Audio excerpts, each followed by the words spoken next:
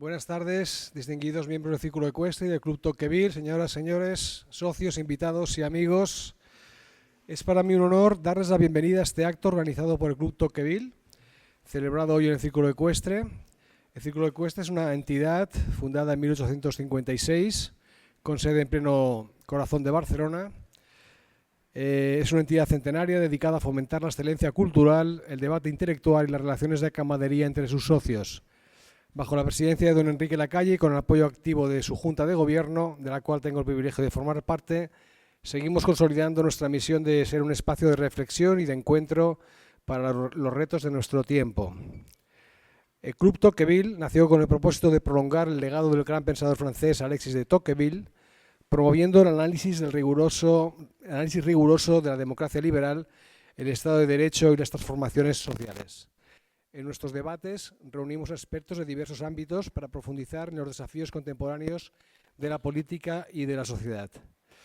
En primer lugar, tengo el placer de presentar a la profesora Núria González, doctora en Derecho por la Universidad de Oxford, profesora de Derecho Constitucional de la Universidad de Barcelona, que será la que actuará de moderadora.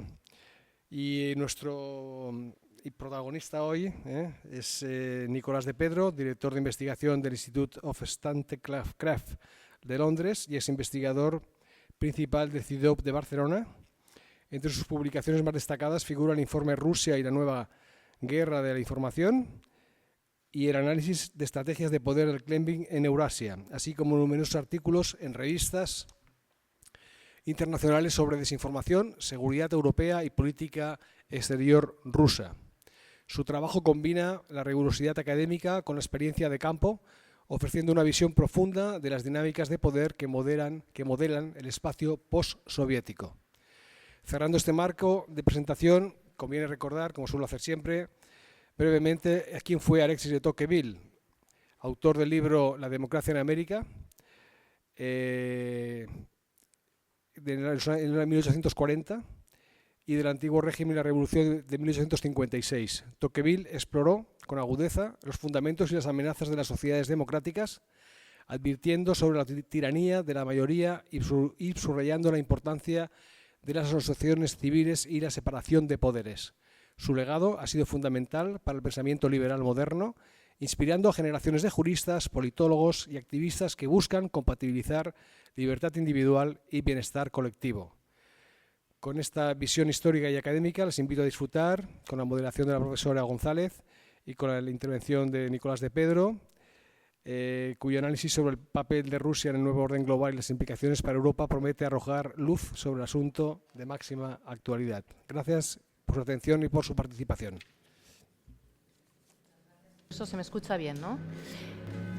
Bueno, sobre todo yo lo que quiero es también empezar dando las gracias al Círculo Ecuestre, como siempre, por acogernos, también a la Fundación Civismo, que nos apoya, y por supuesto a Nicolás de Pedro por compartir esta tarde con nosotros. Una cosa que no se ha dicho, bueno, nos han dicho muchas cosas de su currículum, pero quizás una curiosa, si uno pone tu nombre en Google, es que desde, creo, el año pasado, es el único español que tiene prohibida la entrada en territorio ruso. El gobierno ruso prohibió la entrada a unos cuantos analistas extranjeros y entre ellos estaba Nicolás de Pedro. No sé si eso es indicativo de que verdaderamente eres uno de los principales expertos en temas rusos. Vamos a mantener un coloquio durante los próximos 40 minutos y luego tendremos un tiempo de charla entre todos, algunas preguntas de los asistentes.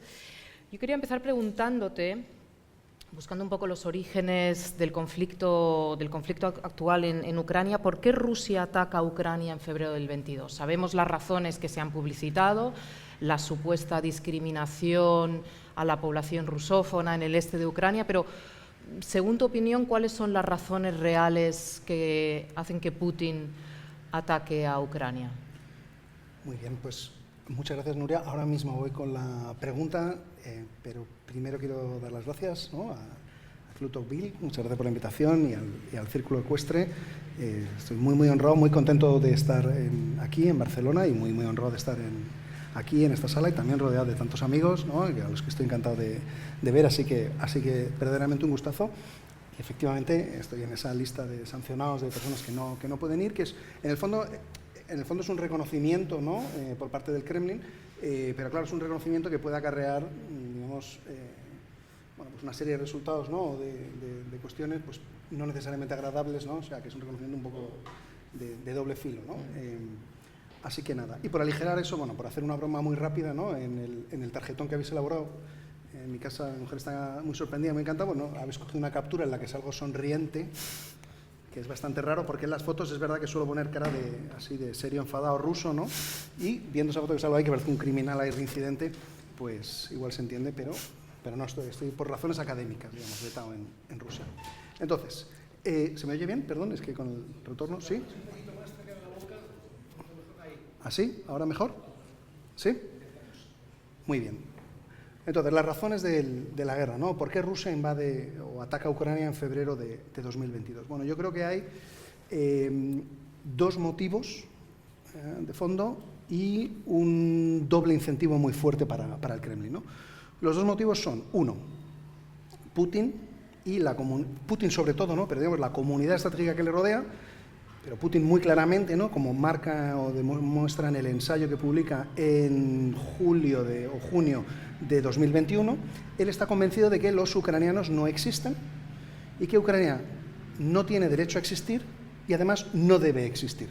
Esto es una desventaja, una vulnerabilidad geopolítica para Rusia y en consecuencia a eso hay que ponerle fin.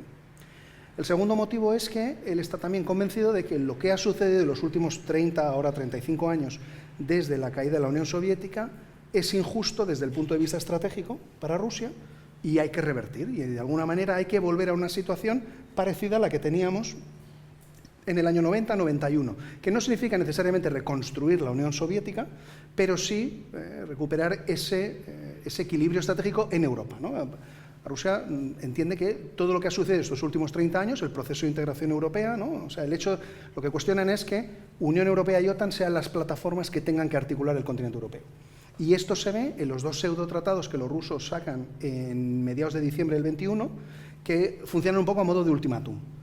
Si no firmáis estos tratados, uno con Estados Unidos y otro con la OTAN, pues atacaremos Ucrania, ¿no? Y en esos dos tratados, son de unos 10, 15 artículos cada uno, lo que vienen a decir es, bueno, hay que desmantelar la OTAN y volver, básicamente, no lo dicen así, ¿no? Pero digamos con lenguaje diplomático, pero es volver al estado, digamos, a la situación estratégica del año 90. Esos son los dos motivos de fondo, ¿no? Que motivan el ataque. Pero ¿por qué lo hace Putin, ¿no? Que hasta entonces Putin siempre había calculado mucho sus movimientos, muchos de ellos muy brutales, pero siempre muy calculados. O sea, yo me meto en la pelea cuando sé seguro que voy a ganar y por aplastamiento. ¿Y cuáles son los dos incentivos? El primero, él está convencido de que Ucrania no va a resistir ni tres días, que van a tomar Kiev en 3 días y en 3 semanas se plantan en la frontera con Polonia. Y está convencido por una doble razón, porque por su propio también desprecio hacia Zelensky, él está convencido de que no le va a aguantar un asalto, no le respeta como individuo, y además toda su comunidad de inteligencia, que esto es un fenómeno muy típico de las dictaduras, está convencida de decirle lo que quiere oír. Y entonces le dicen que los ucranianos están esperando y en cuanto demos un zarpazo, la resistencia va a ser mínima. Eso le incentiva. Pero es que además, europeos y americanos le llevamos diciendo varios años que tampoco vamos a hacer nada. Y en los meses precedentes a la guerra, el discurso es explícito. O sea, Biden repite varias veces explícitamente lo de que no habrá boots on the ground, ¿no? Que Estados Unidos en cualquier caso no pondrá tropas. Y en este momento la canciller alemana, Angela Merkel, y el presidente francés, Macron, bueno, no es que estén alineados con Rusia, pero dan mucho pie a entender, ¿no? A intentar ajustarse, a moldarse, a acomodarse a lo que pide el Kremlin. Entonces, ellos saben que, piensan, los ucranianos no van a resistir, europeos y americanos no van a responder ni van a hacer nada, en consecuencia no me genera nadie ninguna disuasión, no hay nada que me disuada de este ataque. Entonces, la combinación de los motivos con los incentivos pues hacen que se lance a esa aventura convencido de que va a ser una cosa prácticamente coser y cantar, ¿no? ¿Y hoy la situación cuál es en el terreno? ¿Rusia verdaderamente está ganando la guerra? Bueno, Rusia está lejos de sus objetivos estratégicos. Es decir, todo esto, ¿no? Desmantelar. Cuando hablan de desmilitarizar y desnazificar Ucrania, quiere decir que Ucrania deje de existir, o sea, un protectorado, o digamos, esté sometida estratégicamente a Rusia. Eso estamos lejos. Rusia está teniendo un nivel de bajas catastróficos, más de 1000 bajas al día, o sea, es una barbaridad. Puede rondar ya muy por encima de las 700.000 bajas en estos 3 años de guerra. Para hacernos una idea, en los 10 años de invasión soviética de Afganistán, que fue un motivo, digamos, de tensión política para la Unión Soviética, una de las razones que ayudaron o contribuyeron a su fin, las bajas fueron en torno a 15.000 en 10 años. O sea, aquí tenemos 15.000 prácticamente cada medio mes, cada 2 semanas. O sea, que el volumen de bajas es extraordinario. El último año los avances prácticamente se cuentan por metros, o sea que realmente está lejos de esto. Ahora, ¿qué ocurre? Que esto es una guerra de atrición, de desgaste. Y en una guerra de este tipo gana el que pierde el que pierde más rápido, digamos, ¿no? Y en este caso, bueno, pues Ucrania tiene una situación complicada. O sea, ninguno está claramente ganando, ¿no? Ucrania no tiene la fuerza suficiente para expulsarlos del territorio que han ocupado los rusos. Y Rusia tampoco para doblegarlos. Y estamos en ese punto, ¿no? En el que van avanzando algunos metros, es muy costoso. El cálculo del Kremlin es que Ucrania, digamos, flaqueará primero, ¿no? Yo tendré más reserva demográfica y más reserva de suministros. Y más si Estados Unidos deja de apoyar a Ucrania, que esto, digamos, hay ayuda hasta junio, o sea, la ayuda que sigue recibiendo Ucrania es la que estaba aprobada antes, a partir de junio veremos qué pasa. Y entonces el cálculo del Kremlin es que, bueno, a mí me queda reservas para unos cuantos meses, estoy sufriendo, pero los ucranianos van a sufrir más rápido. Ahora, los ucranianos han dado una muestra de una tenacidad extraordinaria, llevan 3 años resistiendo, de verdad, de una forma milagrosa, y han creado una industria de defensa prácticamente, no de la nada, porque había mucha tradición desde la época soviética, una gran industria de defensa ahí, pero desde luego han creado unas condiciones muy, muy, muy adversas. Una capacidad industrial y de defensa extraordinaria, ¿no? Los ucranianos están ahora produciendo entre 6.000 y 10.000 drones al día.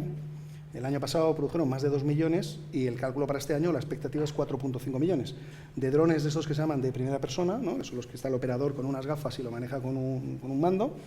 Y también unos 100.000 de los de ataque, los llaman de ataque profundo, ¿no? Los que pueden atacar en distancias muy, muy lejanas, ¿no? Las refinerías rusas o toda la zona de Moscú y más allá, ¿no? Entonces, bueno, ellos también tienen una capacidad de resistencia y de tenacidad muy, muy grande, pero aquí la variable clave es la nueva administración americana, ¿no? Con el presidente Trump. ¿Y qué pasa, ¿no? O sea, este es lo que puede ahora hacer que la balanza caiga de un lado o de otro es ese, porque en los últimos 2 meses lo que estamos asistiendo es Ucrania partiendo de una posición muy desventajosa, es tratar de convencer quién convence o quién consigue que Trump acepte que es el otro el que realmente no quiere la paz o porque él quiere ventilarse esto de tal manera que pueda tener un mensaje que venda, ¿no? Bueno, yo lo he arreglado, ¿no? Su promesa de 24 horas. Así que la variable clave es esa, que está por despejar todavía. Una cosa, antes de hablar de los Estados Unidos, claro, estás nombrando unas cifras verdaderamente asombrosas de bajas para los rusos. ¿No hay ninguna posibilidad de que en Rusia haya un movimiento de resistencia contrario a Putin, hartos, desgastados, ellos también por la guerra?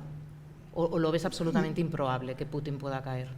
Mientras dure la guerra, eso lo veo muy improbable. Lo que tuvimos este verano, no, el anterior, el motín de Prigozhin, que fue eso, un motín, no un golpe de Estado, ahí lo que se vio es que, bueno, el sistema político es relativamente frágil, ¿no? O es bastante frágil. Y cuando hay una disputa, porque fue muy, muy espectacular, ¿no? El motín, al final, Prigozhin es un enfrentamiento entre élites, con quien se está enfrentando es con el ministro de Defensa entonces, con Sergei Shoigu, y hace este motín, toma de forma sorprendente, ¿no? Rostov del Don, que es la capital desde la que se gestiona, digamos, la guerra, ¿no? Los elementos más logísticos. Ahí hay un vídeo que a Putin le debe de temblar las piernas, que es él está sentado con el número 2 del GRU, que es el Servicio de Inteligencia Militar, y están de compadreo diciendo lo inútil que es Shoigu, el ministro. Y a partir de ahí montan una caravana de unos 1.000-1.500 individuos que van hacia Moscú. Y lo que sucede es que ni la Guardia Nacional ni el Ejército hace nada. Y esto es muy interesante porque no hacen nada es pues a ver qué pasa. Y como yo no sé cómo va a acabar esto, pues yo me quedo aquí esperando, porque a lo mejor este que está marchando hacia Moscú, pasado mañana es el presidente. Putin huye de Moscú y está en un búnker medio desaparecido 48 horas. O sea que el sistema es frágil. Ahora, más allá de esto, ¿no? Luego Prigozhin sabemos cómo acaba, ¿no? Sorprendentemente se monta con su número 2 en un avión y el avión se estrella, ¿no? Que hay el chiste con el de los usos horarios, ¿cómo era el chiste? A ver si lo cuento bien. Sí, bueno, que llama a la viuda antes de que el avión se estrelle, ¿no? Por un error con los usos horarios. Ahora no me acuerdo del chiste, perdón. Pero que hay un chiste de estos, ¿no? Dice, ay, qué lío tal. Ay, no, ahí es verdad, perdona, no, que va a pasar en 2 horas, ¿no? Con tantos usos horarios, ¿no? Bueno, ahora, los rusos de a pie, ¿no? Más o menos los estudios sociológicos, ¿no? Que hace sobre todo un centro que se llama Levada, ¿no? Que es el último que queda independiente, con todas las dificultades que puede tener el estudio sociológico en Rusia. Sus cifras son bastante consistentes a lo largo de los años, ¿no? Y desde luego los años de guerra. Más o menos hay un 20%, 15-20% de entusiastas de la guerra que al revés creen que se ha sido blando y que cómo es que no estamos ya bombardeando con armas nucleares no solo Ucrania, sino media Europa, ¿no? Yeah. Es lo que piensan, que ¿qué hacemos que no estamos ya destruyendo media Europa? Luego hay alrededor de un 10-15% activamente o claramente opuestos a la guerra, pero que, dadas las condiciones de Rusia, ¿no? Donde la oposición no se permite ni el más mínimo oposición, bueno, es una oposición silenciosa y desmovilizada, ¿no? Y luego hay pues 2/3 de la sociedad, más o menos, ¿no? De gente un poco indiferente, en tanto en cuanto la guerra no me afecte, no es mi problema, ¿no? Por eso el Kremlin es muy receloso, muy reacio a las movilizaciones, ¿no? Putin lo ha ido, va intentando evitarlo, sobre todo para que no afecte a digamos, la Rusia más europea, ¿no? A los jóvenes de Moscú y San Petersburgo, ¿no? Esta es un poco la idea. Ahora, la economía todavía rusa sobrevive, pero claro, han construido una economía que está únicamente orientada al esfuerzo bélico. El peligro para Putin es, bueno, sí, hay un momento, se calcula que a partir del 2026, ¿no? Realmente eso ya no será sostenible y la gente notará mucho el deterioro de las condiciones de vida. Porque entonces, de momento no lo están notando. De momento no tanto, o sea, los precios son más altos y, bueno, como todas partes, ¿no? Pues como aquí que el aceite, pues qué sé yo, ¿no? Pasó de, no sé, de 2-3 euros a 10. Bueno, pues sí, pero bueno, más o menos se puede navegar, ¿no? Sí. Todavía, digamos, una situación mucho más complicada todavía no ha llegado. Se espera, pero no está claro, ¿no? Estas son proyecciones, digamos, económicas. Ahora, uno de sus problemas es, para Putin, si la guerra para, ¿no? En la manera que sea, bueno, pues puedes tener del orden de 800.000 veteranos, ¿no? Acostumbrados a una guerra brutal, ¿no? Acostumbrados al saqueo, a todo tipo de tropelías, y es difícil desmovilizarlos, es muy probable que se desmovilicen quedándose con armas, ¿no? Las propias o capturadas ahí en el campo de batalla, ¿no? Que hay un montón, y pasan de... los combatientes tienen salarios altos para los estándares rusos, ¿no? 2.000, 3.000 euros, ¿no? Que no es muchísimo dinero, pero para los estándares rusos sí, y de repente, bueno, pues si vuelven a casa, igual tienes un problema, ¿no? Hay zonas, ¿no? Como Rostov del Don, donde la criminalidad está muy alta, ¿no? El número de asesinatos hay una gráfica, bueno, pues muy clara de que hay una correlación entre tipos desmovilizados que vuelven a casa y que cometen asesinatos, ¿no? O que se involucran en actividades criminales. Eso también es un incentivo para, bueno, pues voy a emplearlos en otro frente, ¿no? Para mantener esta maquinaria, ¿no? Ahora, el Kremlin siempre vive con la paranoia de que todo eventualmente, o sea, en cualquier momento, súbitamente todo puede colapsar, ¿no? Un poco también por efecto de la Revolución Rusa y sobre todo el colapso de la Unión Soviética. O sea que, bueno, quizás su miedo tiene algún fundamento, pero desde luego no hay indicadores, no hay nada que nos sugiera que hay ahí larvándose un movimiento de protesta. Tampoco hay ese entusiasmo por Putin, tampoco existe, ¿no? O sea, es mucho más fácil encontrar lo que yo llamo un poco jocosamente mariachis de putinistas en Europa que en Rusia, ¿no? Esto es como en los años 60-70 era mucho más fácil encontrar comunistas fuera de la Unión Soviética que en la Unión Soviética, ¿no? Donde todo el mundo sabía cuál era la realidad del sistema, ¿no? Aunque no lo comentaran en público y fuera todo conversaciones en privado, ¿no? Pues ahora es un poco lo mismo. Entonces, mientras él sea un zar temido, ¿no? Y parezca que tiene al alcance de la mano victorias, ¿no? O imponerse sobre Occidente, entonces seguirá siendo respetado. Si no, bueno, su posición puede verse cuestionada, ¿no? Y desde luego para él es supervivencia política y puede ser también supervivencia física, dada la naturaleza de la política en Rusia. O sea que veremos. Antes citabas al presidente Trump. Es verdad que su estrategia con Ucrania ha sorprendido mucho a la población europea. ¿Tú cómo explicas la estrategia de la nueva administración americana?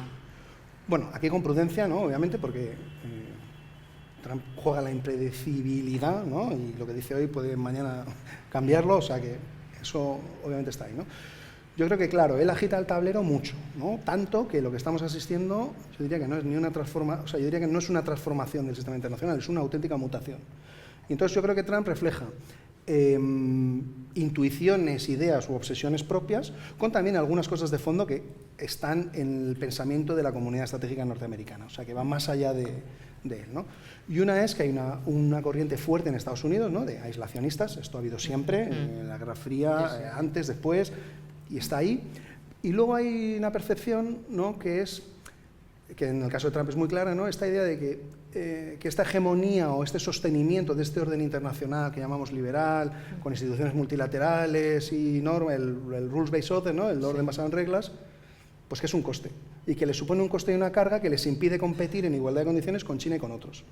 Y que por qué van a tener, su pensamiento es que por qué voy a tener yo que pagar la factura, ¿no? En lo que tiene que ver con los europeos, también está claro que, a Trump la Unión Europea no le gusta, o sea, lo ha dicho muy explícitamente, no lo voy a repetir, pero todos hemos oído lo que ha dicho de la Unión Europea. Y luego él está convencido de una idea que es errónea, pero él está convencido, ¿no?, que es que los europeos dependemos profundamente de la garantía de seguridad que tenemos de Estados Unidos desde el final de la Segunda Guerra Mundial. Eso es una realidad insoslayable. Ahora bien, él está convencido de que, en el fondo, que nos paga la fiesta, y no es exactamente así. O sea, de todo el gasto de defensa de Estados Unidos, el presupuesto está en torno a los 800.000 millones de dólares, va a llegar casi al billón español, o sea, al trillón en inglés. Depende de las métricas y de qué se meta y qué no, pero Estados Unidos destina a Europa, digamos, a su postura estratégica en Europa, entre el 4 y el 15% de lo que se gasta. O sea, que no es tanto, ¿no? Y en mucha parte tiene que ver también con su proyección hacia el norte de África y Oriente Medio. En el caso, por ejemplo, de las bases de Rota y Morón, el ángulo, digamos, es con cara hacia Oriente Medio, ¿no? Pero él está convencido, ¿no?, como que los europeos, es verdad, los europeos no invierten en defensa, desde hace 30 años o más, desde el final de la Guerra Fría. Pero aquí también hay un doble dilema, porque cuando lo que no está claro, qué tipo de relación quiere tener con Europa, ¿no? Entonces, cuando pide que se invierta más, ¿no?, y dice, por ejemplo, el 5% del PIB, bien, pero claro, cuando se invierte en defensa, normalmente un país, cuando invierte mucho en otro, lo que está esperando también es que eso tenga una contrapartida, una garantía de seguridad, más con el caso de Estados Unidos. O sea, cuando Arabia Saudí va allí con la chequera y empieza a comprar todo lo que hay en Estados Unidos, aunque en muchos casos luego no lo puede usar porque no tiene personal suficientemente capacitado, ni la doctrina ni demás, pero le compra todos los juguetes, digamos, con vistas a, bueno, pues es que Estados Unidos es mi amigo y me va a proteger, ¿no? Por los europeos igual.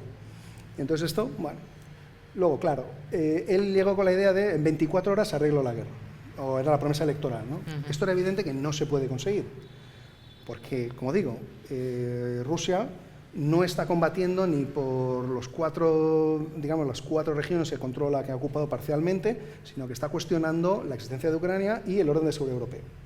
Y eso no lo ha conseguido en el campo de batalla. Entonces, y claro, los ucranianos no van a aceptar, si no son derrotados, renunciar a su existencia. Eso no lo va a hacer nadie. Entonces, no es posible articular, ¿no?, una paz en 24 horas. Un alto el fuego, bueno, siempre puede establecerse, pero no una paz que sea sostenible en el tiempo mientras esos parámetros no cambien, ¿no? ¿Qué ocurre? Que él al principio llega convencido, yo creo, estoy seguro, vamos, de que la guerra es un poco, lo dice mucho, pues estoy convencido, que la guerra es una cosa de Biden, ¿no? Esta es la guerra de Biden, ¿no? Tenemos esta guerra por la administración Biden y hay una parte de los republicanos que han asociado a Ucrania como si fuera una causa de los demócratas, ¿no? Y ahí, bueno, yo creo que hay un equívoco, ¿no? O sea, no era necesariamente una causa de los demócratas.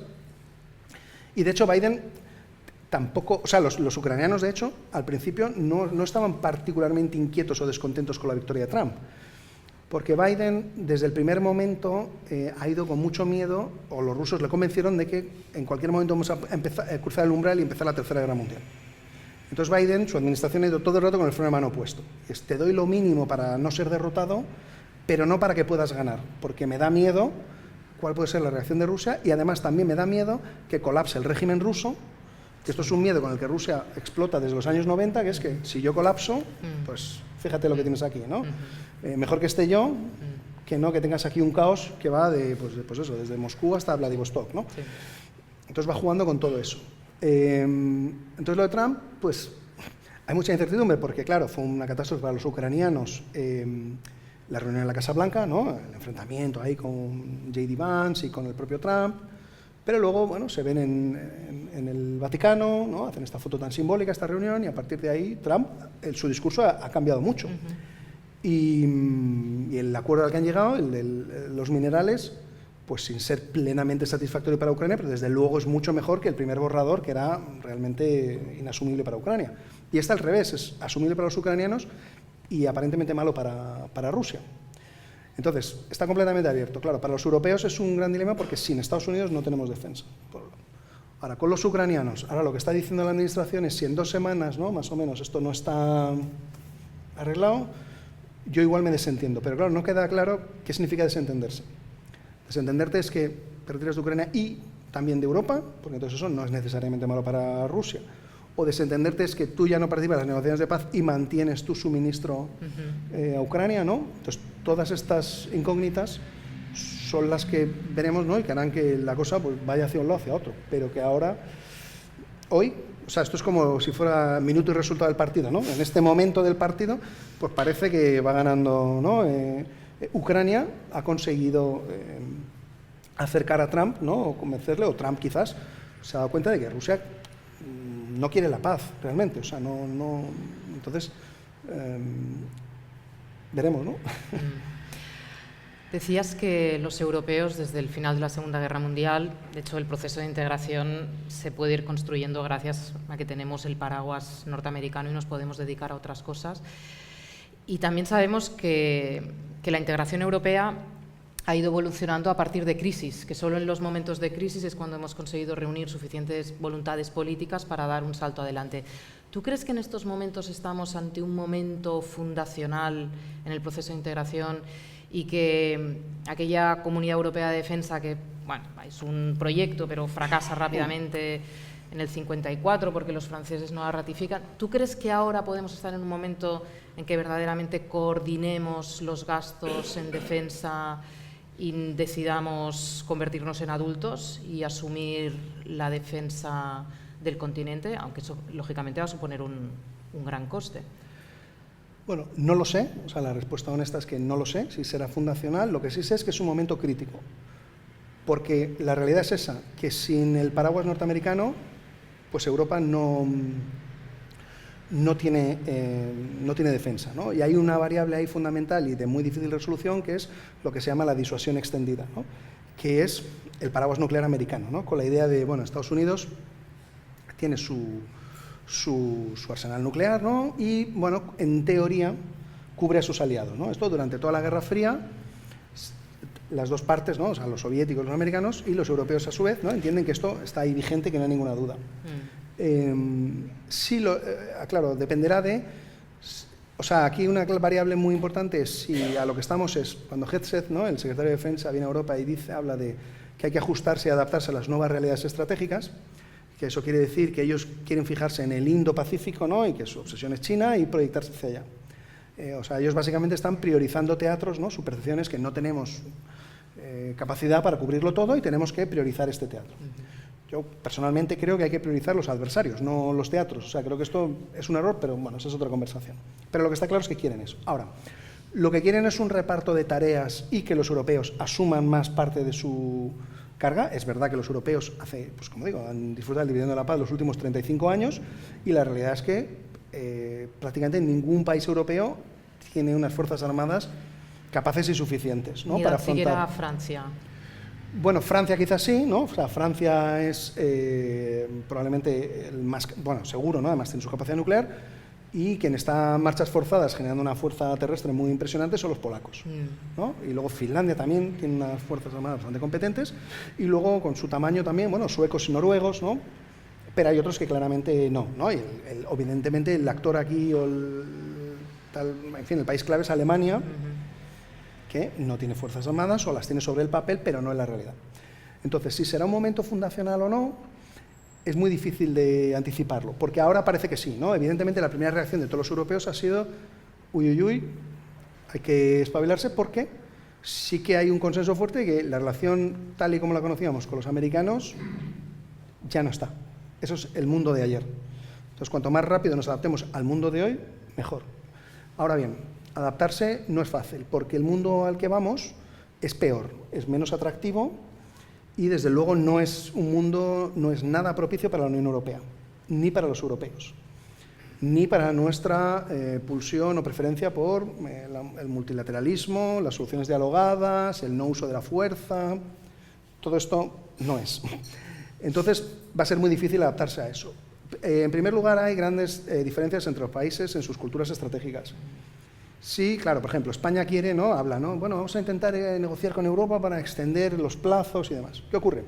Que el consenso entre los servicios de inteligencia europeos, ¿no? O euroatlánticos y los jefes de alto Estado Mayor es más o menos que hay una ventana entre 3 y 5 años para prepararse y estar listos para hacer frente a una eventual agresión rusa. Esa ventana, además, se puede reducir. Si la guerra en Ucrania se para, el ritmo al que los rusos están reconstruyendo sus fuerzas armadas puede acelerarse, porque obviamente ahora tienen un problema que están reclutando a 30.000 efectivos nuevos cada mes, pero prácticamente es un poco lo comido por lo servido, uso un poco la fórmula coloquial. Si dejan de tener ese volumen de bajas, tanto de efectivos como de equipamiento, vehículos y demás, y de gasto de munición, la rapidez a la que van a reconstruir sus fuerzas armadas va a ser mucho mayor. Si eso al mismo tiempo los Estados Unidos, digamos, la garantía de seguridad está como mínimo cuestionada, no sabemos cómo va a acabar, es una gran incógnita. Ahora cuento una anécdota yo creo que lo describe bien, pero claro, esos 3-5 años pueden ser menos. Eso no significa que, o sea, yo no estoy haciendo no tengo una bola de cristal y no estoy diciendo, en 3 o 5 años va a pasar esto, no lo sé, yo no sé qué va a pasar ni mañana, o sea que no lo sé. Ahora, que Rusia tiene la intención y el deseo de testar el artículo 5 de la Unión Europea o el señor Fernández del 42.7 de la Unión Europea y dar un golpe a la mesa que provoque que los europeos se avengan ya a aceptar las condiciones que quiere imponer Moscú, sus intenciones y su deseo está claro, porque son explícitos, claros al respecto. Si lo va a hacer o no, dependerá de si los europeos somos capaces de generarles disuasión, que es lo que no generamos en el 22. Por eso los polacos están ya prácticamente invirtiendo el 5% de su PIB, porque la disuasión se genera de dos maneras, o por denegación o por represalia. Por denegación es que tu adversario piense que es imposible alcanzar los resultados que quiere conseguir, ¿no? Porque tienes una fuerza tan superior o tan potente que no lo va a conseguir. Si no, es la represalia, que no son excluyentes, o sea, que se puede trabajar en los dos tipos de disuasión. De momento, sin los americanos no se la generamos. Y luego, además, aquí hablamos de Europa o de la Unión Europea, pero aquí lo que tenemos son estados. Y unos están más expuestos que otros, y Rusia puede intentar derrotarnos políticamente, no necesariamente militarmente. Entonces, claro, los países que están más expuestos son los bálticos. Entonces, con respecto a los bálticos, y también Finlandia, los escandinavos, pero muy claramente con los bálticos, lo que estamos viendo en los últimos meses, o los últimos 2 meses, es lo mismo que con Ucrania antes del 22. Entonces, hace nada han publicado un libro, el Ministerio de Exteriores ruso, con un prólogo de Lavrov, que el libro básicamente en 300 páginas para decir que Lituania no existe, que no es verdaderamente un país y que esto que llamamos Lituania, pues aquí no tiene que estar. Entonces, claro, Lituania, Estonia, Letonia, países que están muy, muy expuestos, son muy vulnerables. Sin los norteamericanos, está por ver, ¿no? Que sean defendibles. Entonces los europeos ahora decimos, no, sí, nos vamos a poner y demás. Bueno, sobre el papel, porque aquí no va, o no solo, de ajustar el presupuesto y ahora estas partidas las pongo aquí y ahora invierto un poquito más aquí.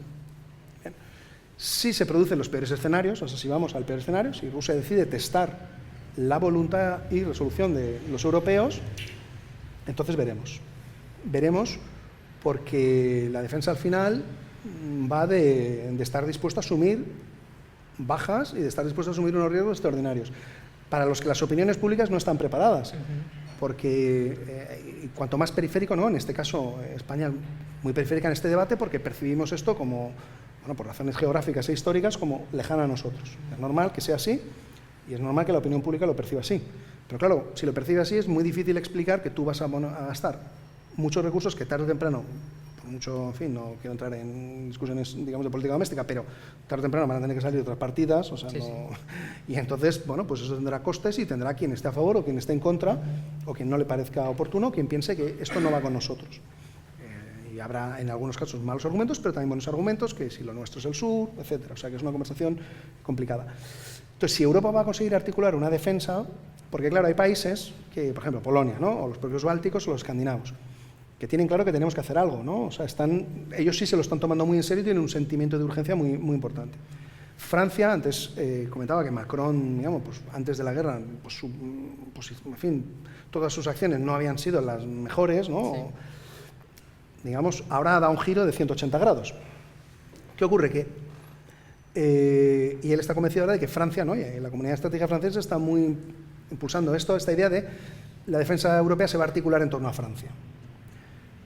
Claro, aquí el problema es que Alemania puede aceptar eso, ¿no? Los alemanes esto no les suena necesariamente mal, pero Polonia, los escandinavos, los nórdicos, bueno, tienen suspicacias porque tienen desconfianza por razones históricas y también porque, bueno, sabemos que la mitad del electorado francés no comparte necesariamente ese posicionamiento. Entonces, todo, si está sujeto a que puede cambiar en cuanto haya unas elecciones en 2 años o 3 o cuando sea, pues no es suficiente garantía, ¿no? Entonces, al modelo al que vamos, que es un modelo que a España no le gusta, es al de Coalition of the Willing, ¿no? Coaliciones de voluntades, que es que aquellos países que tienen una agenda o intereses más claros y compartidos va a haber cooperación, llamémoslo cooperaciones reforzadas usando el lenguaje de la UE, pero que es que ya lo tenemos. Hay una cosa que es el Joint Expeditionary Force, el JEF, que lideran los británicos junto precisamente los bálticos y los escandinavos, y que es exactamente eso. Es una cosa que parece que es de la OTAN, está dentro del paraguas de las cosas que OTAN ve con simpatía, pero es un foro paralelo, y los alemanes tienen otro y lideran una iniciativa dentro de OTAN para la zona báltico-nórdica, que en el fondo, bueno, pues bueno, son los mismos objetivos, pero da la impresión de que rivalizan, ¿no? Entre el JEF y la iniciativa dentro de la propia OTAN. ¿Qué ocurre? Que en esta fuerza pues no hay regla del consenso. No se puede paralizar digamos, la toma de decisiones y además los países están ahí porque quieren, ¿no? Bueno, en la OTAN también, pero es otro formato, ¿no? Otra dinámica. O sea que ya veremos, ¿no? Y esto a España, ¿por qué digo que no le gusta? Porque España piensa en clave de las grandes instituciones, ¿no? O Unión Europea o OTAN. Y que sigan como siempre y que estemos todos sentados alrededor de una mesa muy grande y que las decisiones se tomen poco a poco y que poco a poco nos vayamos adaptando y a ver si conseguimos que esto se diluya y no vayamos a estos escenarios que suenan un poco catastróficos, ¿no?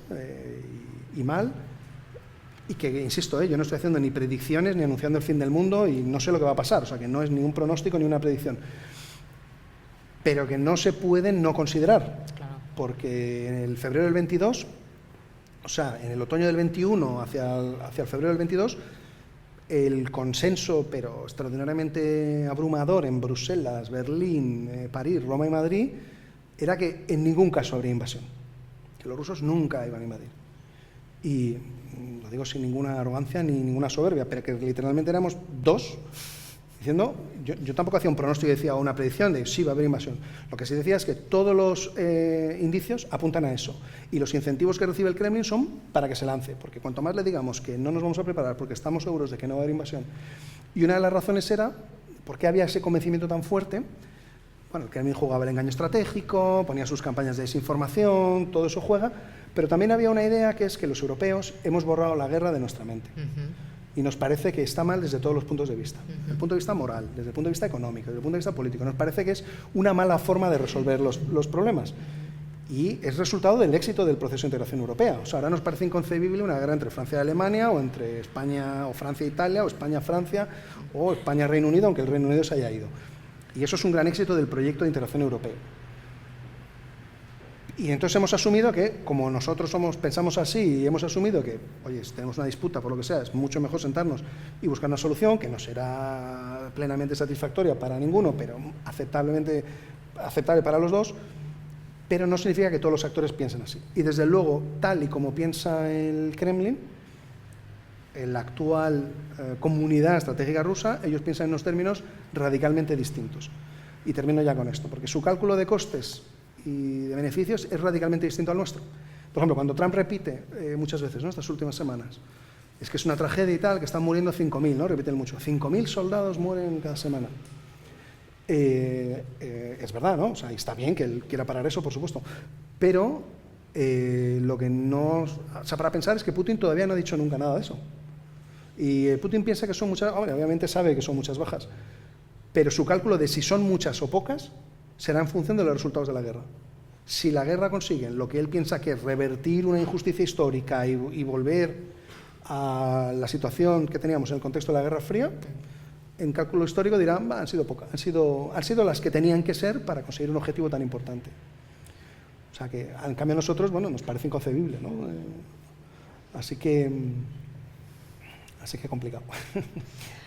Bueno, yo creo que quizás es el momento de abrir el diálogo con los asistentes. Entonces, si quieren realizar alguna pregunta, no sé si hay algún micro que se pueda usar. Sí, Josep Lluís, no sé si hay. Yo creo que hay algún micro, quizás. Sí. Sí. Mejor con el. Aquí. Muchas gracias. ¿Esta ¿Me oye? funciona? Sí, se oye.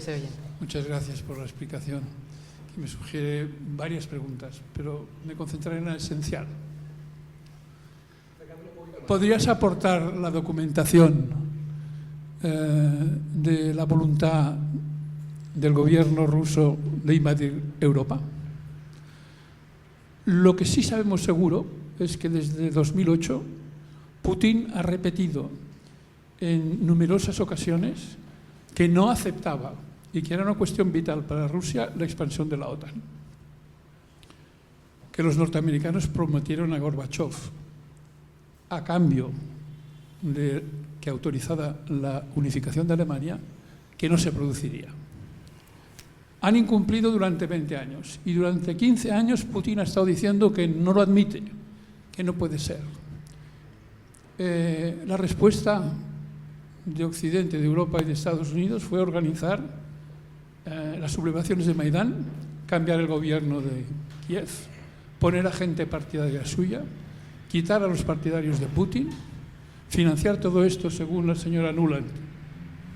¿Sabes quién es? La secretaria de Estado para Europa, que confesó en Estados Unidos o manifestó que se había gastado 5.000 millones para ganar voluntades en Kiev. Es decir, que no hay duda de la interpretación, no hay duda de la iniciativa americana y europea en organizar el golpe de Estado de Maidán, que produjo a su vez una secuencia de conflictos que se superponen, civiles, etc., que llevó a la declaración de independencia de 2 provincias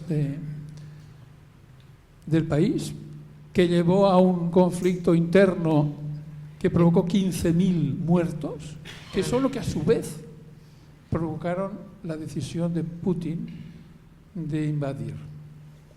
Los países bálticos, que tienen tanto miedo... Yo creo que ya está el punto... Acabo. Sí. Los países bálticos que tienen tanto miedo están negando los derechos políticos básicos al tercio de la población rusa que vive en ellos. Y sus gobiernos se insisten en el peligro que tienen de la invasión rusa, cuando Rusia no tiene ningún interés en invadir los países bálticos. Lo que ocurre es que igual podría tener de llegar interés en defender los derechos de los ciudadanos rusos que están siendo discriminados en los países bálticos. Vale. Pero vuelvo a mi pregunta inicial. ¿Cuál es la evidencia de que Rusia quiere invadir Europa? Vale. Hacemos quizás una ronda de preguntas y entonces así ya puedes contestar de manera conjunta. ¿Alguien más quiere hacer...? Aprovecho que tengo el micrófono. Un segundo. Bueno, es una cuestión que abre muchas preguntas y todos tenemos, lo vivimos cada día, ¿no? Claro, todos tenemos ganas de preguntar. A Putin lo pusieron los magnates que se quedaron las industrias del Estado cuando se produjo la privatización. ¿Son capaces de quitarlo? ¿Cómo está esa circunstancia? ¿Cómo afecta? ¿Quién sostiene a Putin, por un lado? Y después, ¿cómo puede afectar los cambios que se pueden producir en Europa a nivel político, ¿no? Es decir, la derecha más extrema, o bien, ¿cómo puede influenciar en eso? Y ahí acabo, y lo dejamos. Vamos a ver, yo voy a ir un poco más allá. ¿Se oye? Sí. Porque he leído bastante sobre este tema que me interesa mucho. Empezamos diciendo que Europa no pinta nada. ¿Estamos de acuerdo? Estados Unidos por un lado, China por otro, Rusia por otro, Europa no nos han ni llamado para esto de la paz en Ucrania. O sea, no somos nadie. ¿Cuál es la manera? Porque este es el problema. No es el problema si Ucrania hay paz o no hay paz, ya llegará. El problema es Europa. ¿Queremos ser o no queremos ser? Esta es la pregunta. Para querer ser, yo he leído bastante y me parece que está bastante acertado, aunque parece imposible, la gran Europa. Es decir, Europa con Rusia juntos. Y tendríamos un poder militar y económico para enfrentarnos, o por lo menos plantar cara a Estados Unidos y a China. Para hacer esto, hoy parece que el Putin no está para la labor, pero bueno, no es un tema de Putin de 10 años, es un tema de estrategia a largo plazo. Si a largo plazo preparáramos las condiciones para que Rusia entrara en Europa, si ganamos primero un enemigo o un adversario, lo convertimos en aliado. Todo esto de la hora de armarnos más y venga guerra y venga tal, se acaba, o por lo menos se diluye. Lo que pasó entre Francia y Alemania, que gracias a la Unión Europea se acabaron las guerras históricas de toda la vida, podría pasar entre Rusia y Europa. Y esta para mí es la única solución, por difícil que parezca. Y tendríamos que empezar a trabajar con esto, y no pensando en Putin, que es un criminal, es igual el Putin. Lo que interesa es el país, y el país es Rusia. 140 millones de habitantes con los que podemos comerciar libremente. Oye, sería bueno para todos. Sí. Sí. Juan, querías... Juan Arza, ¿no? Y ahora, después de esta, si quieres. Se me oye más o menos bien. A ver, yo voy a hacer algunas preguntas un poco ingenuas y muy generales. Y a ver, la pregunta en el fondo es cómo hemos llegado hasta aquí. ¿Cómo puede ser que ese Putin con el que recibía tantos elogios por parte de los mandatarios occidentales, que parecía, pues, en fin, el hombre deseado por tanto los europeos como los norteamericanos, porque todos sabíamos que era un bicho, que era un mal bicho, pero ya nos interesaba un personaje de esa calaña al frente de Rusia, ¿no? Porque siempre hemos tenido aquella idea de que Rusia es un país que tiene que ser dirigido con mano de hierro, por un personaje de estas características, etc. Pero ¿cómo puede ser, qué factores nos han llevado hasta febrero del 22? Y que efectivamente una nación que yo creo que mucha gente contemplaba con simpatía, digo esto a riesgo de ser etiquetado de putinejo, no, pero es toda la vida he sentido simpatía por Rusia, admiración por su cultura, por sus escritores, compartimos una base civilizatoria, en fin, ¿cómo puede ser que ahora estemos a este nivel de enfrentamiento como si siguiera siendo la Unión Soviética, como si fuera una amenaza, repito, civilizatoria? Y todo ello cuando, pues, el gran riesgo tal vez a nivel civilizatorio para los europeos es China. Es quien nos está invadiendo con sus productos, es quien tiene una manera de pensar y de concebir el mundo radicalmente diferente a la nuestra. ¿Cómo puede ser que Rusia se esté incluso aproximando a China y nosotros estemos empujándolo, si se quiere decir así, hacia ese tipo de alianza, ¿no? Insisto, es una pregunta muy general, pero ¿qué ha pasado aquí?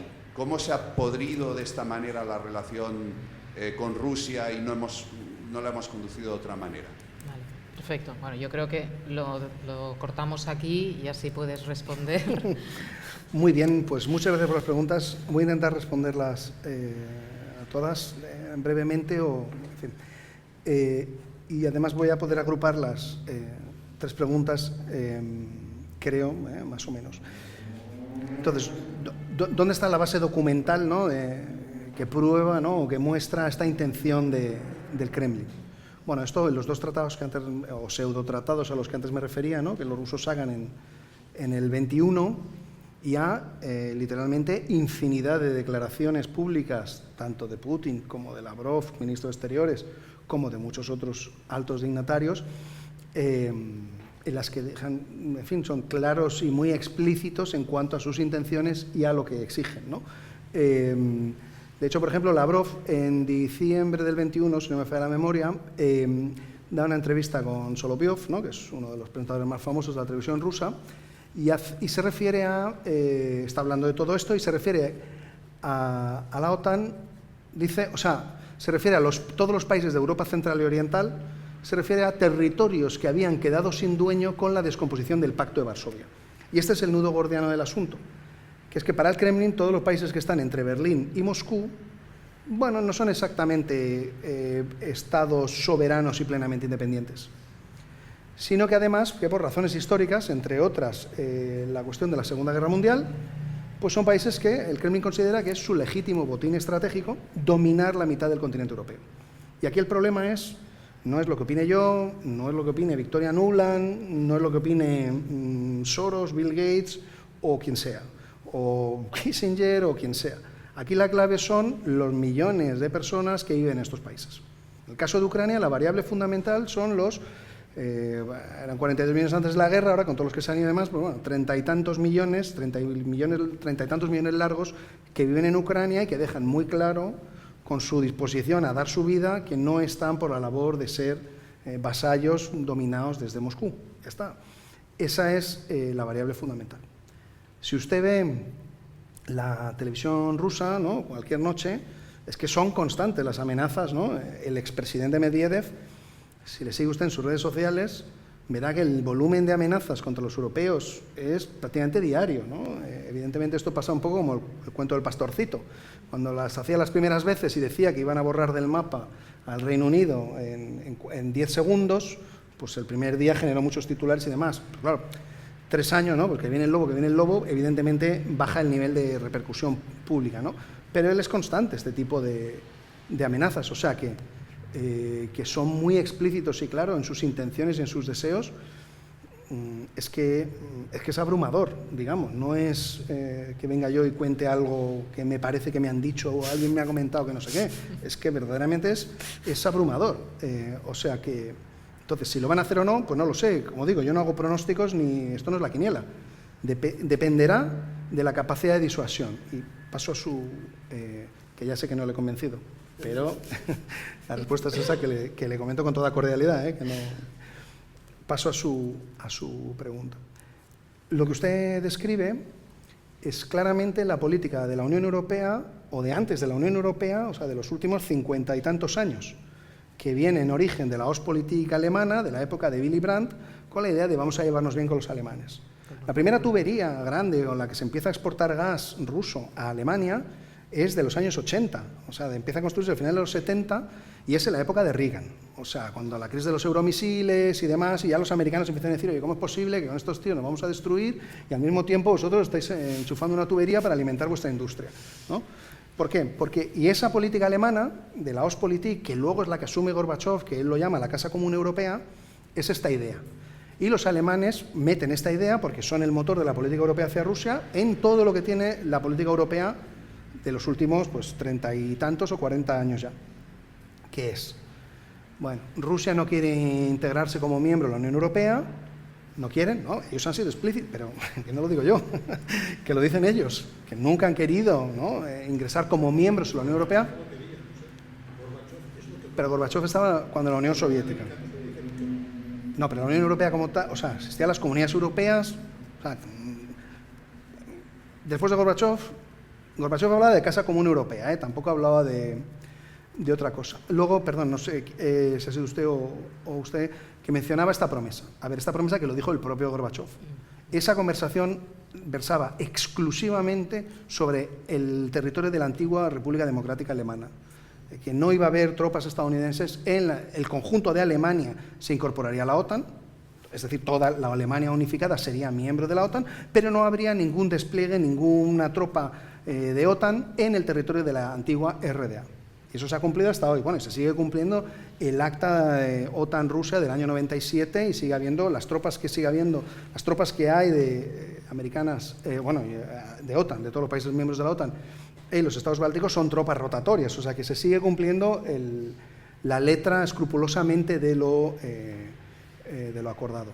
Pero, entonces, el nudo gordiano y por lo que se ha quebrado esto, es decir, vamos a ayudar a Rusia a modernizarse porque nos interesa, que es lo de los alemanes, porque además los alemanes también, por razones históricas, ¿no?, de una sensación de carga de culpa, de conciencia por la Segunda Guerra Mundial, etcétera, etcétera, pero también por puro interés. Nos interesa que a Rusia le vaya bien, ellos nos van a suministrar gas que alimenta nuestra industria, la hace competitiva, es un suministro confiable y esto, en el caso de Rusia, todo el proceso de integración europea y la relación con Rusia sigue la lógica de, bueno, en este caso la frontera seguirá ahí, pero será irrelevante, ¿no? Haremos tanto comercio, nosotros invertiremos ahí y ese será el instrumento, ¿no? El comercio, las relaciones económicas será el instrumento que articulará un espacio pues desde Lisboa hasta Vladivostok y estaremos todos felices y contentos. ¿Eso por qué se trunca? Pues porque en el Kremlin no aceptan que todos los países que formaban parte del antiguo Pacto de Varsovia son países plenamente soberanos e independientes. Y mientras esa variable y mientras ese pensamiento no cambie, es difícil. Porque Rusia piensa que estos países son vasallos y que es una falta de respeto, ¿no? O sea, para Putin interpreta que es una falta de respeto que pues Ursula von der Leyen o cualquiera vaya a Kiev y hable con el presidente de turno ucraniano. Y no vaya a Moscú a pedir permiso o a hablar o a hacer el debriefing y demás. Bueno, pues esto es que no tiene por qué ser así, porque si los aceptamos como países plenamente soberanos e independientes, pues ese es el tema. Sobre lo de no expansión, sino ampliación de la OTAN, bueno, es que son decisiones soberanas de estos países. Además, conviene recordar que la OTAN es una organización de naturaleza defensiva, que su única fortaleza es el artículo 5. El artículo 5, esta idea de los mosqueteros, ¿no? Un ataque contra uno es un ataque contra todos, además está ahora claramente cuestionada, o sea, y ya veremos si sobrevive la OTAN o no, porque eso, digamos, su fortaleza de siempre históricamente ha radicado en que estaba detrás el primo zumosol, es decir, Estados Unidos. En cuanto se pierde esa garantía, pues ya veremos si la OTAN pues es un tigre de papel mojado, tiene alguna relevancia o no. Pero ninguno de estos países representa una amenaza militar para Rusia. Rusia no ha afrontado ninguna amenaza militar. Yo reto a cualquiera, de verdad, a sacar un documento, una declaración, algo donde haya algún europeo o cualquiera de la comunidad euroatlántica sugiriendo algún tipo de amenaza o de ataque a Rusia o algo. Es que no hay ninguna. Y ¿Estados Unidos qué pinta en todo esto? Estados Unidos. Pero además es que hay una cosa. En los últimos 35 años los europeos no hemos invertido en defensa. Esto es una realidad objetiva. O sea, los ejércitos europeos están todos jibarizados. Se han convertido en ejércitos muy pequeñitos, pensados para proyectar fuerza a misiones en el exterior, en lugares remotos y lejanos. Afganistán, Irak, crisis en el continente africano, lo que fuera. O sea que no hay ninguna amenaza y eso ha ido reduciendo el gasto y ahora uno de los dilemas es que ¿cómo disuadimos a Rusia si no tenemos a Estados Unidos? O sea que no hay ninguna amenaza militar para Rusia. O sea, Rusia no ha afrontado ninguna amenaza militar. Es un problema de incomprensión. ¿Por qué se ponen misiles en Polonia, en Checoslovaquia? No. Se hizo Rusia en Cuba y los americanos enseguida fuera. Aquí los americanos hacen la guerra y los rusos son los malos. Que no hay ningún misil ni que viole ningún tratado. Que no, de verdad que no. Bueno, da igual, que no lo voy a convencer. Pero ya le digo yo que yo creo que la variable es al revés. O sea, la pregunta es ¿por qué todos los vecinos de Rusia, salvo China y Corea del Norte, perciben a Rusia como una amenaza existencial? Esta es la variable. Noruegos, suecos, finlandeses, estonios, letones, lituanos, polacos, moldavos, ucranianos, kazajos, georgianos. Esta es la variable fundamental, no a la inversa. Entonces, los europeos hemos tardado mucho en aceptar esta realidad porque el plan era el que usted escribía. Tener esta buena relación, si es que sobre el papel no tiene ningún sentido y que la Unión Europea comerciando con Rusia sería un win-win, por supuesto. Los estados europeos que quieren, lo que no quieren de ninguna manera, pero es deep state, es la unión Alemania-Rusia. Porque se pierde. Pero mira, Alemania ha cambiado radicalmente, el 22 ha sido la propia Rusia la que ha cambiado radicalmente y Rusia ha perdido. El establishment tradicional, encantado del diálogo. En Rusia ha perdido el establishment alemán tradicional, lo han perdido ellos. O sea, tanto el SPD como la CDU, había casi un poco más en el SPD, pero vamos, en los dos partidos, infinidad de personas de firmes creyentes en esta idea de la Ostpolitik, de la relación con Rusia. Y han estado siempre tratando de aplacar y pensar que es que los polacos exageran por razones históricas, bueno, entendemos, vamos a darles algo aquí y a ver si se calman. Los bálticos, venga, a ver si se les pasa. Los ucranianos igual. Y al final, los alemanes, en el 22, se tragaron la píldora amarga y asumieron públicamente que se habían equivocado. O sea, y lo que dijo Olaf Scholz era, lo del side event este famoso, el cambio de época, era esto.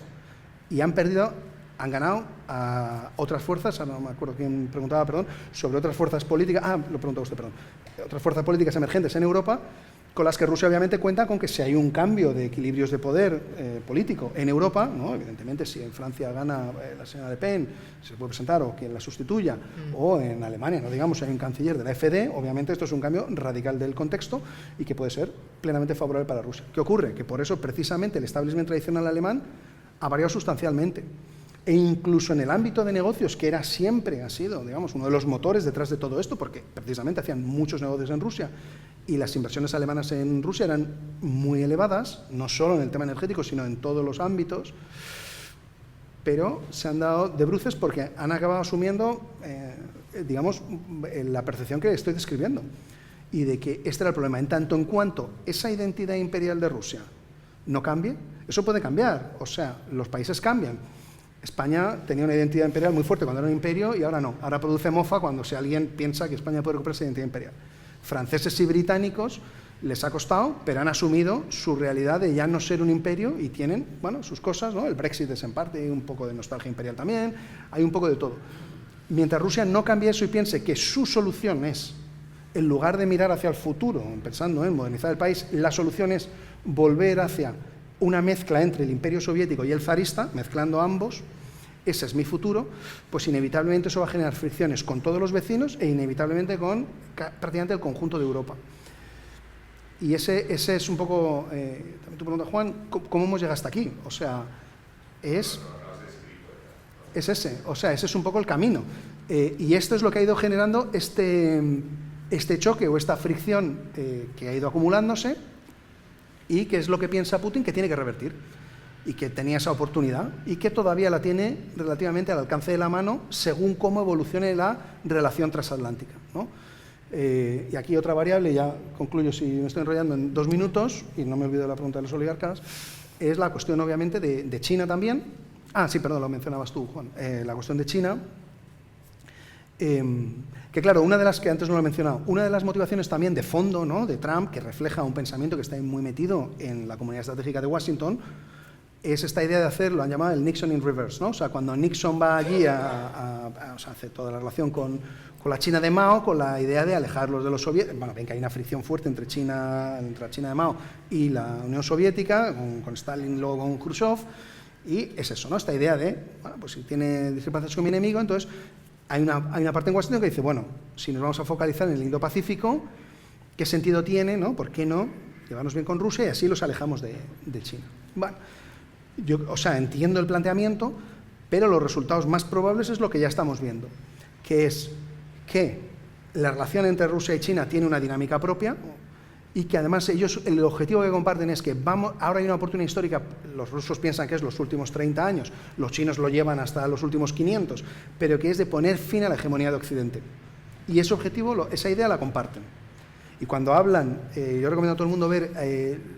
en marzo del 23, Xi Jinping visita a Putin en Moscú y cuando están despidiéndose, ¿no?, cuando está terminando la reunión, y están ahí las cámaras, y saben que las cámaras están ahí, obviamente, y lo hacen de cara para que el mundo lo vea, Xi Jinping le dice uno de los lemas que lleva repitiendo, que es prácticamente un lema casi semioficial los últimos 7 u 8 años, que es esta idea de los cambios no vistos en 100 años. Y le dice a Putin, mi querido amigo, estamos asistiendo y dirigiendo cambios no vistos en 100 años. No, estamos asistiendo a cambios no vistos en 100 años y los estamos dirigiendo juntos. Y Putin le dice, ¿están los autores? Sí, estoy de acuerdo, mi querido amigo, vamos a seguir trabajando juntos. O sea, es esta idea que igual que la Guerra Mundial, ¿no?, la Segunda Guerra Mundial marca el mundo de los siguientes 70 años, lo vemos ahora, ¿no?, en perspectiva vemos claramente que el mundo que conocemos, ¿no?, las Naciones Unidas, el Bretton Woods, todo tiene que ver con los resultados de la Segunda Guerra Mundial.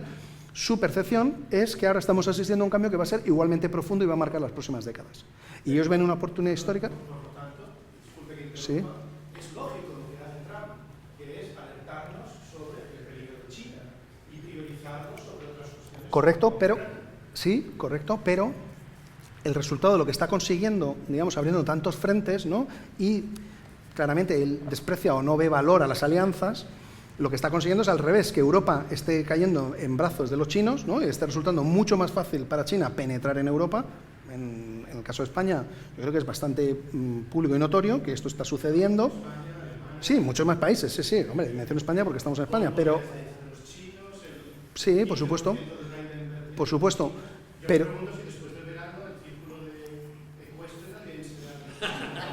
Bueno, eso no lo sé, no es para mí la pregunta,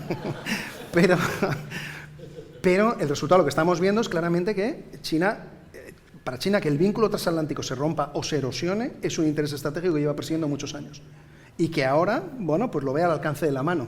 Rusia también, porque ve que entonces si no están los americanos, yo puedo ser el actor militarmente dominante o que pueda imponerse militarmente en buena parte de Europa, si no toda. Que no significa necesariamente invadir y llegar hasta los Pirineos, pero ejercer una coerción estratégica que obliga a los europeos a aceptar cosas que de otra manera no aceptarían.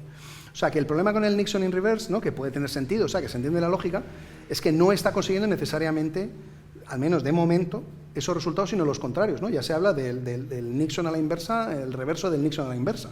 O sea, que puede conseguir eso, y la relación entre Rusia y China es mucho más profunda de lo que parece. Desde luego, mientras esté Putin ahí, que se ha reunido más de 40 y tantas veces, ya deben ser ya 42, 43 veces con Xi Jinping en los últimos 8 años o así, ¿no?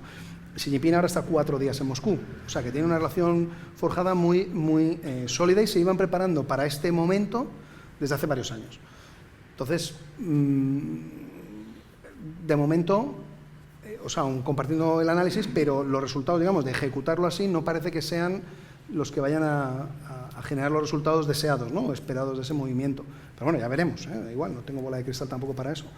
Y creo que solo me falta la cuestión de los oligarcas, ¿no?, el poder en Rusia. Claro, con los oligarcas eran oligarcas en los 90, cuando se produce ese colapso soviético. Ahí hay una mezcla o una combinación de 3 o 4 tipos de actores, ¿no? Y por un lado está estos que se convierten en oligarcas, ¿no?, que son pues personas avispadas, ¿no?, con olfato para los negocios, y que en ese contexto caótico y, bueno, pues un poco brutal e inestable consiguen enriquecerse extraordinariamente. Ahí confluyen también crimen organizado, remanentes del KGB, y ahí eso es lo que genera realmente lo que es el Estado, el sistema político ruso se genera en esa combinación de esos 3 elementos. Los oligarcas en los 90 sí son oligarcas en la medida que tienen poder, ¿no? Y hay 2 muy famosos, ¿no?, Boris Berezovsky y Vladimir Kuczynski, que juegan un papel crucial en que Putin llegue al poder y consolide su poder cuando él llega. Pero de las primeras medidas que él toma, Putin es, y sigue siendo, en mi opinión, un soviético oficial del KGB, esa es su naturaleza, digamos, es lo que está en su espina dorsal, y él lo que hace es, al primero que se lleva por delante es a Berezovsky, que es al revés, el que más le ha ayudado y el que tenía un papel muy prominente en la época de Yeltsin. Y ahí Putin ve claro que igual que me ha puesto me puede quitar o puede pensar que tal, y se lo deja muy claro. Entonces él, hay una reunión famosa, ¿no?, cuando lleva 1 año o 2 quizás, ahora no recuerdo exactamente, pero vamos, al poco de estar en el poder, en los que lo reúnen en una de estas mesas gigantescas que tiene allá, y les viene a decir un poco esto, ¿no?, que bueno, podéis seguir enriqueciéndoos, podéis seguir con vuestros negocios, pero recordad que el poder lo tengo yo y que servís al Estado, ¿no?, que el Estado está por encima de todo y tenéis que contribuir. Quienes lo aceptan, bueno, pues pueden mantener su posición, y quienes no, quienes se enfrentan ahí, el que se enfrenta públicamente ahí en esa reunión que está grabada y está, en fin, que se está viendo fuera de esa sala, es Jodorkovsky. Jodorkovsky se enfrenta a él, yo creo que convencido de que es tan poderoso y que está en negocios con las grandes petroleras, ¿no?, me parece que era con ExxonMobil, con el que había firmado un gran contrato, y es, bueno, pues es el que usa de cabeza de turco o chivo expiatorio para dejar claro el mensaje, de aquí mando yo. Entonces, los oligarcas, en mi opinión, han ido perdiendo poder y ya no son realmente oligarcas, sino que son magnates. Entonces, tienen un nivel de influencia, financian y están al servicio del Kremlin, o cuando el Kremlin les pide, más bien, cuando el Kremlin les pide algo, están ahí. Entonces, la relación no es tanto dependencia. Que en una eventual transición, cambio político, pudieran volver a jugar un papel, puede ser, pero ahora es difícil, porque los que quedan, o los que son ahora, que han ido creándose nuevos también, yo no los veo, evidentemente, pues por su propio perfil, ¿no? Ellos, obviamente, bueno, pues estarían mucho más cómodos volviendo a los buenos viejos tiempos. De yo me compro el Chelsea, tengo el yate amarrado aquí en Barcelona y luego me voy a Mónaco al casino, ese tipo de cosas, ¿no? El propio Solovyov, ¿no?, que el presentador de tele, pues ya no puede, una de las cosas que no puede hacer es ir a su mansión en la Toscana, ¿no? Y está ahí todo el día, no lo dice, pero una de las razones claramente de por qué está tan enrabietado es porque no puede ir a su casa, ¿no? Entonces, ¿podrían acabar jugando un papel? Sí, pero realmente tienen menos poder de lo que a veces sugiere, porque es que una diferencia fundamental entre Rusia y, en mi opinión, Occidente, ¿no? Yo ahí haría una frontera muy clara, es que aquí alguien, si es muy rico, normalmente es poderoso, ¿no? ¿Por qué? Porque hay todo un entramado jurídico detrás, ¿no? Que no vemos o que está ahí, pero que genera la civilización, ¿no? Y la seguridad jurídica. En Rusia uno tiene dinero porque es poderoso, no a la inversa. Uno puede tener dinero y no es poderoso, sino que con el poder viene la riqueza. Y ahí es como la relación es inversa. O sea que ellos tienen unas posiciones más frágiles de lo que parece, ¿no? Recordaremos Abramovich, ¿no? Los primeros compases, ¿no? Cuando hay esta renovación en Estambul, está ahí un poco como si fuera un becario, casi tomando notas, ¿no? Y hay un poco a lo que le digan, ¿no? Que nos parecería inconcebible el equivalente europeo o americano de su figura, pues en una reunión y que estuviera ahí un poco con los cuadernos y tomando notas, ¿no? Nos parece como que, uy, pero ¿cómo es posible que el CEO de X empresa, ¿no? esté aquí tomando notas? O sea, que son menos poderosos. Ahora bien, ¿pueden acabar jugando un papel?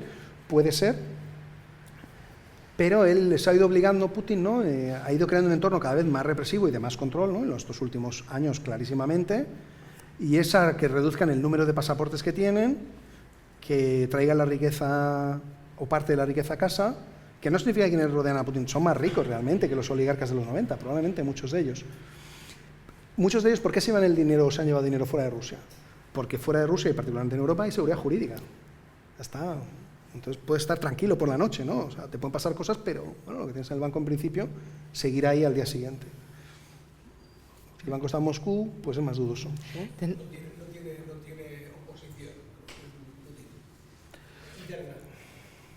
Por cambio, si cae, como usted ha dicho antes, que ciertamente esto nos preocupa mucho más que Putin, o sea, que Sí. ese Putin se hunde, ¿usted tiene conocimiento de si hay alguien que lo sustituya? Porque hemos de recordar que Putin era el sustituto de aquel que iba siempre borracho. Sí, Yeltsin. Sí, sí, no, bueno, él es mortal, ¿no? O sea, no, eso sí lo puedo decir con rotundidad, ¿no? Él es mortal y como el resto de mortales, pues algún día su tiempo acabará. Ahora, ¿cuándo va a ser? Yo no sé si es, igual, no hago pronósticos, no sé si es mañana o dentro de 15 o 20 años, yo qué sé, no lo sé. Entonces ese recambio, si está, no está claro. Los rusos sí preferían, y concluyo con esto, ya no me lo más, los rusos sí preferían, desde hace muchos años, ¿no? El modelo precisamente ese, de transición apadrinada por él, o sea, el modelo Yeltsin-Putin, y que Putin eligiera un reemplazo, y los rusos aceptaban eso porque los rusos lo que temen, ¿no? Lo que temen es el caos. ¿Por qué? Porque no hay instituciones, el sistema político es muy endeble, no hay realmente ni rule of law, ni verdaderas instituciones, por mucho que haya una Duma muy grande y muchas otras cosas que nos dé la apariencia, pero es una apariencia. Realmente ahí el poder es un poder descarnado, duro y que se resuelve por el poder más duro y más brutal. Entonces, esa idea de una transición apadrinada por Putin, a muchos rusos no les parecía una mala solución. Ahora, con el contexto de la guerra, parece muy improbable.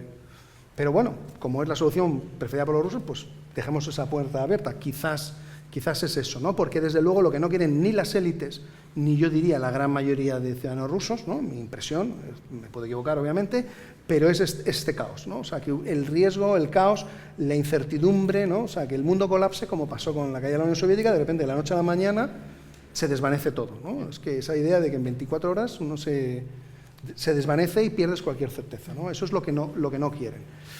A partir de ahí...